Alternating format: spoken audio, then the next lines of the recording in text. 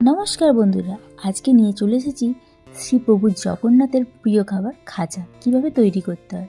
এখানে 200 গ্রাম মতো ময়দা নিয়েছি, তাতে বড় চামচে 4 চামচ ঘি আর পরিমাণ মতো লবণ দিয়ে ময়দাটাকে ভালোভাবে মেখে নেব। মাখা হয়ে গেলে এবার গোল গোল করে লেচি কেটে নিই। দেখবেন ছোট বড় যেন না হয়ে যায়, প্রতিটা যাতে সমান হয় সেই একটু দেখে রাখবেন। এরপর আমরা লেচিগুলোকে এক এক করে বেলে নেব, রুটির মতো করে বেলে সাইডে রেখে দেবো। একটা করে রুটি নেব, তাতে ঘি মাখাবো, মাখিয়ে খানিকটা ময়দা ছিটে দেবো, দিয়ে তার উপরে আরেকটা রুটিকে বসিয়ে দেবো।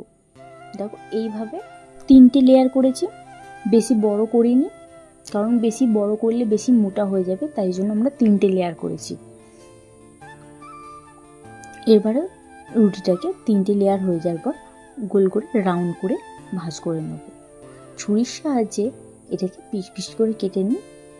এখন কীভাবে কাটা হচ্ছে, কাটা হয়ে গেলে এগুলো এবার এক এক করে বেলে নেব।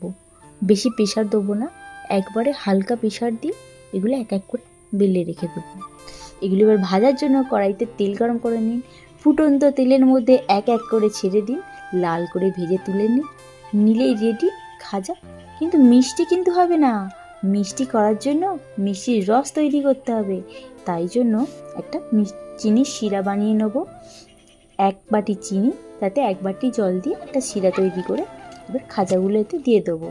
দেখো দিলেই রেডি।